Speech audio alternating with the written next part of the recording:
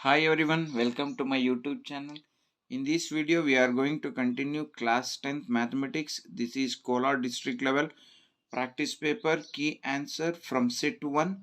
So in the previous video, we have solved all the questions from set 1 to 5, that is 3 marks. Now we are moving for 4 and 5 marks questions. So the first, that is the 4 marks questions, start from question number 34. So let us see what is the question number 34. So the question number 34 is, prove that in a right angle triangle the square of the hypotenuse is equal to sum of the square of the other two sides. So this is Pythagoras theorem. We have to prove it. Now let us move for question number 35. Solve the given pair of linear equation that is graphically 2x plus y is equal to 5 and x minus y is equal to 1. So let us solve this question by using graph. So let us find the value of x and y. So first x ಗೆ y ಗೆ let us give the value as y as 1 ಕೊಟ್ರೆ so plus 1 become minus 1 4 ಆಯಿತು. So 2 1s are 4 2s. Next x ಗೆ 0 ಕೊಡೋಣ, ಇದು 0 ಆಯಿತು ಅಂದರೆ y is equal to 5. Next ಇಲ್ಲಿಗೆ ಬರೋಣ, x and y value. First give the value for x as y as 0. ಇದು 0 ಆದರೆ x is equal to 1. Next x ಗೆ 0 ಕೊಡಿ, ಇದಕ್ಕೆ 0 ಕೊಟ್ಟರೆ minus y is equal to 1, therefore y is equal to minus 1. So ಇದಕ್ಕೆ ನಾವೀಗ graph ಹಾಕೋಣ. So let us plot the graph for this one. ಈಗ ಮೊದಲನೇ ಕ್ಯಾಲ್ಕುಲೇಷನಿಗೆ ಬಂದರೆ ವೈಗೆ 1 ಕೊಟ್ಟರೆ x2, ವೈಗೆ 1 ಕೊಟ್ಟರೆ x2 ಆದರೆ y1 ಇಲ್ಲಿ ಬರುತ್ತೆ. ನೆಕ್ಸ್ಟು ಎಕ್ಸ್ಗೆ 0 ಕೊಟ್ಟರೆ y5. ಸೊ ಇಲ್ಲಿ ಸೊ ಈ ಎರಡು ಪಾಯಿಂಟ್ಗಳನ್ನು ಫಸ್ಟು ಜಾಯಿನ್ ಮಾಡ್ಕೊಳ್ಳೋಣ. So to draw a straight line, so minimum 2 points is enough.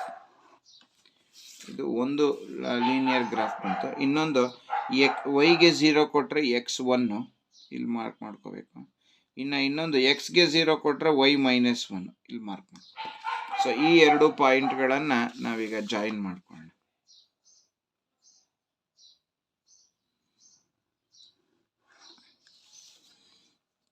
So ಎರಡು ಲೈನ್ಗಳು, so both the lines will intersect here. ಈ ಪಾಯಿಂಟಲ್ಲಿ ಎರಡು ಲೈನು ಇಂಟರ್ಸೆಕ್ಟ್ ಆಗುತ್ತೆ.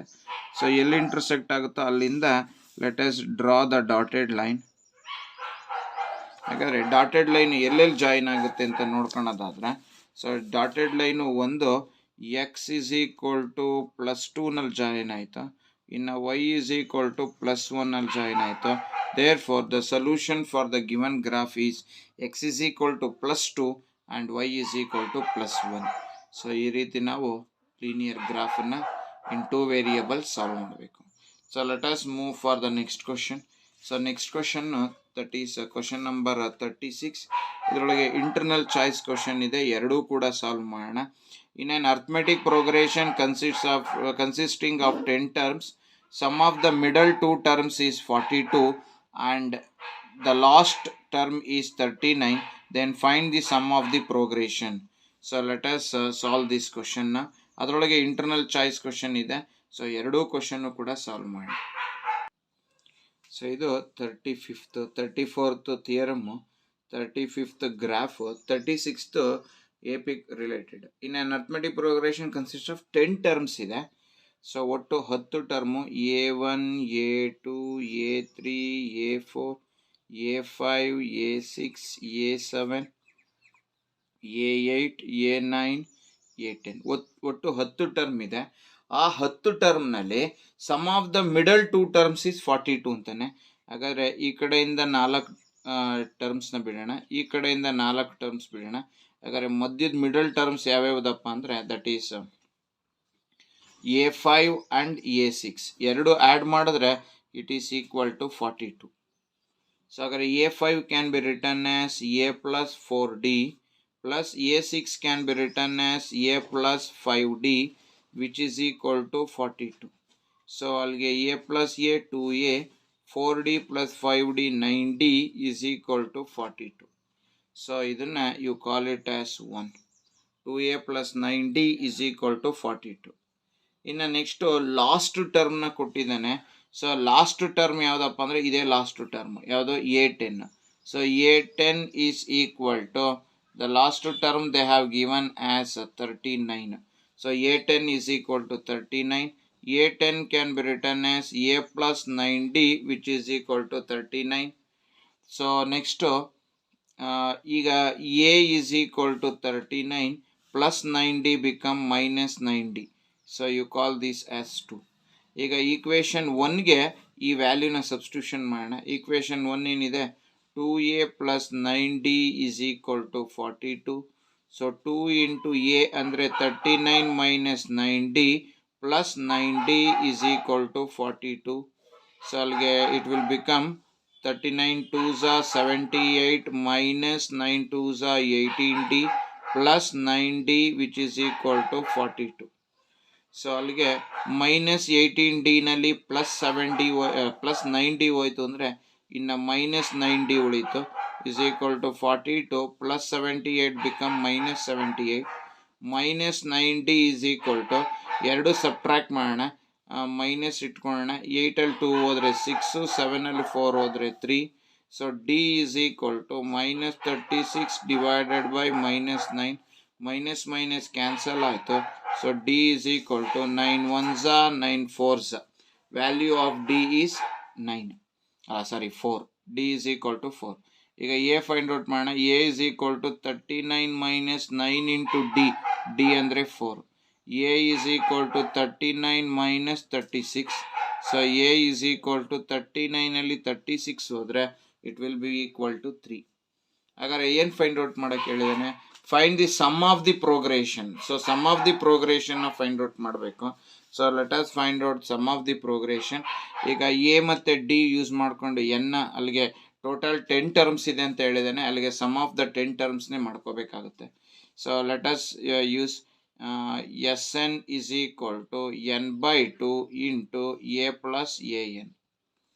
ಸೊ Sn ಅಂದರೆ 10 is equal to 10 by 2 into a ಅಂದರೆ it is 3 plus an ಅಂದರೆ they have given as 39. So S10 is equal to 10 2 1s are 2 5s are into 39 plus 3 is 42. Therefore S10 is equal to 5 2s are 10, 1 carry, 5 4s are 20 plus 1 21. So S10 is equal to 210. So ಈ ರೀತಿ ನಾವು find out ಮಾಡಬೇಕು. ಇದರೊಳಗೆ ಒಂದು internal choice question ಇದೆ, ಅದನ್ನು ಕೂಡ solve ಮಾಡೋಣ. There are 5 terms in an AP. The sum of these terms is 55 and the fourth term is 5 more than the sum of the first 2 terms. Find the terms of the progression. So let us solve this question now. So let us write the 5 terms of an AP. A minus 2D, comma A minus D, comma A plus D, comma A plus 2D. So ಇಷ್ಟು ಟರ್ಮ್ಸ್ನ add ಮಾಡಿದ್ರೆ it is equal to 55. A minus 2D plus A minus D plus A plus A plus D plus A plus 2D which is equal to 55 plus 2D minus 2D plus D minus D. Total 5A is equal to 55. A is equal to 5 1s are 5 1s are. The value of A is 11. Next ಅದಾದಮೇಲೆ ಏನು ಹೇಳ್ತಾನೆ? The fourth term is, ನೋಡಿ fourth term ಅಂದರೆ ಇದು, fourth term ಅಂದರೆ A plus D. Fourth term is 5 more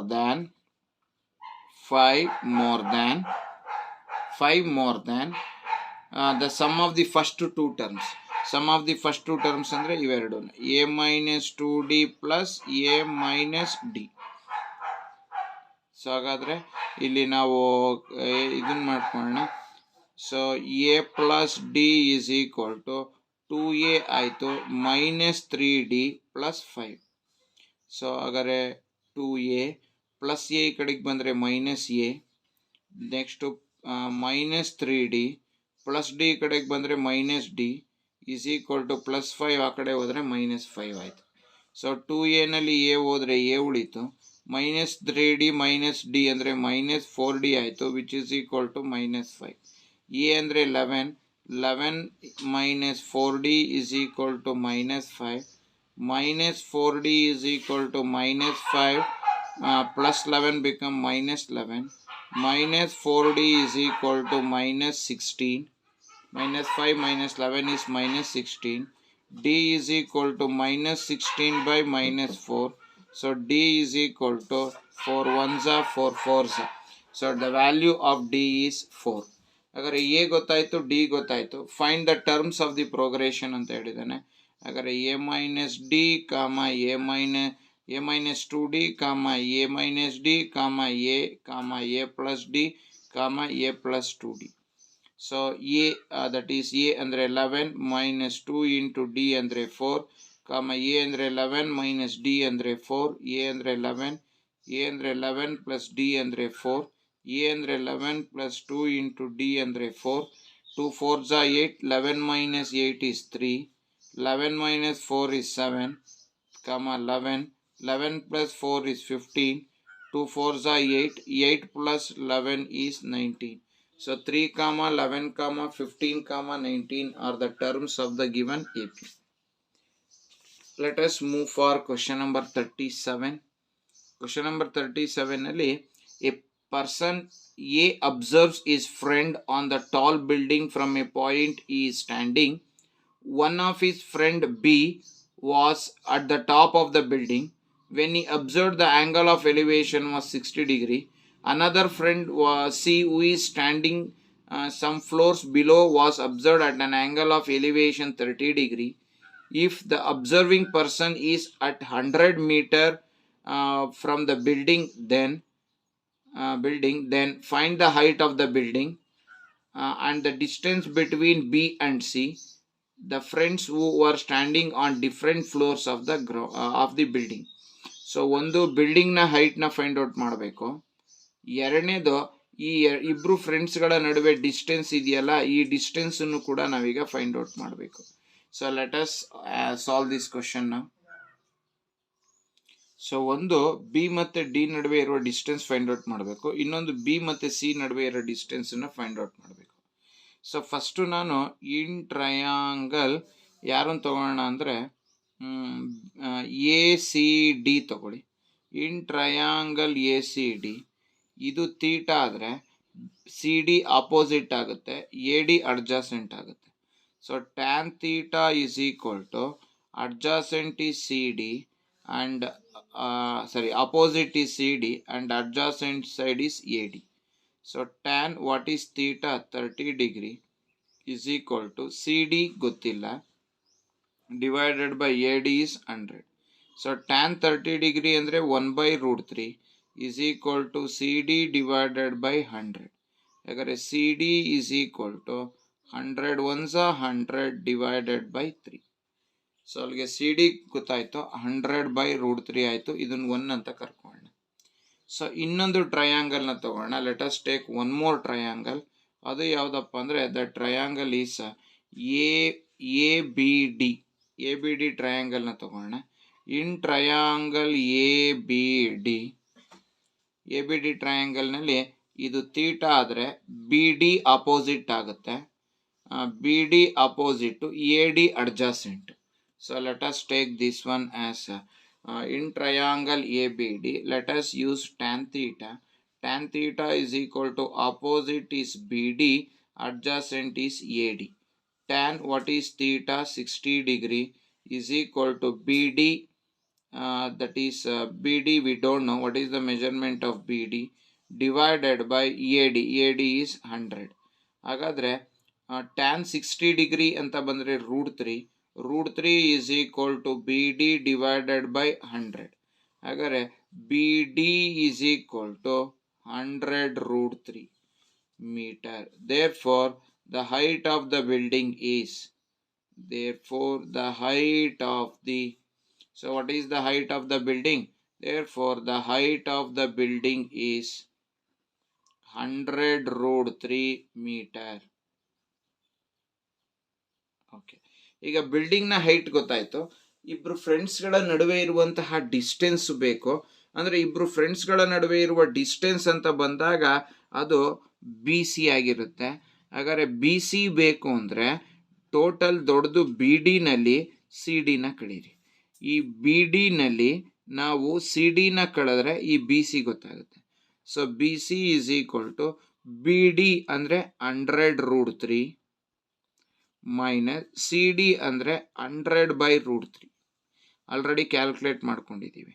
so B C is equal to so √3 LCM ತೆಕ್ಕೊಂಡ್ರೆ 100√3 into √3 minus 100. So B C is equal to so ಇಲ್ಲಿ 100√3 ಅಲ್ಲಿಗೆ we can take 100 into it will become √3 into √3 become 3 minus 100 divided by √3. So BC is equal to 100 3s are 300. 300 ಅಲ್ಲಿ 100 ಹೋದ್ರೆ 200 divided by √3. So 200 divided by √3 meter is the distance between two friends. Like this we have to find out. One is height of the building, another one is distance between two friends. Let us move for the last question of this paper, that is practice paper set 1. The cylindrical shaped pencil was front part looks like a cone and the backs look like a hemisphere. The radius of the cylinder shape is 3.5 meter and its length is 14 centimeter. The slant height if the cone shape is 4.2 mm slant height ಕೊಟ್ಟಿದ್ದಾರೆ. Find the total surface area of the pencil. ಹಾಗಾದ್ರೆ ಈ ಪೆನ್ಸಿಲ್ದು total surface area ಬೇಕು ಅಂದರೆ 3 figure ಇದೆ. Cylinder, ಇದು hemisphere, ಇದು ಕೋನು. So ಈ ಮೂರದ್ದು ಈಗ ಟೋಟಲ್ ಸರ್ಫೇಸ್ ಏರಿಯಾ, ಈ ಪೆನ್ಸಿಲ್ದು ಟೋಟಲ್ ಸರ್ಫೇಸ್ ಏರಿಯಾ ಮಾಡಬೇಕು ಅಂದರೆ surface area of cone plus surface area of cylinder plus surface area of hemisphere, ಈ ಮೂರದ್ದು ಸರ್ಫೇಸ್ ಏರಿಯಾನ ಕರಡು ಸರ್ಫೇಸ್ ಏರಿಯಾನ ಆ್ಯಡ್ ಮಾಡಿದ್ರೆ so we will get the total surface area of the pencil. So let us solve this question. So ರೇಡಿಯಸ್ನ ನೋಡಿಕೊಂಡ್ರೆ so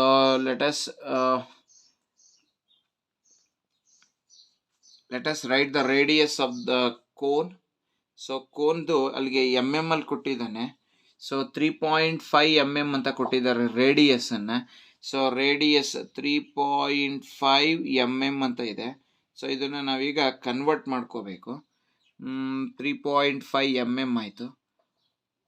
next slant height ಕೊಟ್ಟಿದ್ದಾನೆ ಕೋನ್ದು, ದಟ್ ಈಸ್ ಈಕ್ವಲ್ ಟು 4.2, ಅದು MM ನಲ್ಲಿದೆ. ಅಲ್ಲಿಗೆ ಕೋನ್ಗೆ ರೇಡಿಯಸ್ ಆಯಿತು, ಸ್ಲ್ಯಾಂಟ್ ಹೈಟ್ ಆಯಿತು. ಇನ್ನು ಸಿಲಿಂಡರ್, ಈಗ ಎಮಿಸ್ಪಿಯರಿಗೆ ಬರೋಣ. ಎಮಿಸ್ಪಿಯರ್ದು ರೇಡಿಯಸ್ಸು 3.5 mm. ಇನ್ನು ಸಿಲಿಂಡ್ರಿಗೆ ಬಂದರೆ ರೇಡಿಯಸ್ಸು 3.5 mm. ಇನ್ನು ಹೈಟ್ ಆಫ್ ದಿ ಸಿಲಿಂಡರಿಗೆ ಬಂದರೆ ಸೊ ಸಿಲಿಂಡರ್ನ ಹೈಟ್ಗೆ ನಾವೇನು ಮಾಡಬೇಕಪ್ಪ ಅಂದರೆ if you want to calculate the height of the cylinder, first ನಾವು ಟೋಟಲ್ಲು ಸೊ ಡೈರೆಕ್ಟಾಗಿ ಕೊಟ್ಬಿಟ್ಟಿದ್ದಾರೆ 14 ಸೆಂಟಿಮೀಟರ್ ಅಂತ ಕೊಟ್ಟಿದ್ದಾರೆ. Its length, the radius of the cylinder shape is 3.5 mm and its length is 14 centimetre ಅಂತ ಕೊಟ್ಟಿದ್ದಾರೆ. ಅಲ್ಲಿಗೆ 14 ಇಂಟು MM ಕನ್ವರ್ಟ್ ಮಾಡಬೇಕು ಅಂದರೆ into 10 is equal to 140 mm ಆಯಿತು. That is the height of the pencil, that is cylindrical part of the pencil. ಈಗ total surface area ಕಂಡುಹಿಡಿಯೋಣ. Total surface area ಬೇಕು ಅಂದರೆ surface area of cone plus surface area of cylinder plus surface area of hemisphere, ಇಷ್ಟು add ಮಾಡ್ಕೋಬೇಕೀಗ. Total surface area is equal to surface area of cone, that is πRL plus surface area of cylinder, that is 2πRH plus surface area of hemisphere 2πr². So total surface area is equal to, ಎಲ್ಲಾದ್ರಲ್ಗೂ πr common ಇದೆ, ಇನ್ನು ಮಿಕ್ಕಿದ್ದು L, ಇನ್ನು ಮಿಕ್ಕಿದ್ದು 2H, ಇನ್ನು ಮಿಕ್ಕಿದ್ದು 2R. So total surface area is equal to, so π ಅಂದರೆ 22/7 into radius is 3.5 into slant height ಅಂತ ಕೊಟ್ಟಿದ್ದಾನೆ 4.2 plus 2 into height of the cylinder 140 plus 2 into radius is 3.5. So 3.5 ones are 3.5 twos are 2 ones are 2 11s are. Total surface area is equal to 11 into 4.2 plus I'll get 2 into 40, 140 will become 280 plus 7. So now let us add everything now. Total surface area is equal to 11 into 280 plus 7, 287. 287 ಗೆ 4.2 add ಮಾಡಿದ್ರೆ 291.2 ಆಯ್ತು. So ಈಗ multiply by 11. So total surface area is equal to 11 2s are 22 ಗೆ 2 carry. 11 ones are 11. 11 plus 2 13. 13 ಗೆ 3 1 carry. 11 9s are 99. 99 plus 1 100. 100 ಗೆ 0 10 carry. 11 2s are 22. 22 plus 10 is 32. So 3203.2 mm square. So this is the total surface area of the pencil. So pencil the total surface area is to ಬರುತ್ತೆ.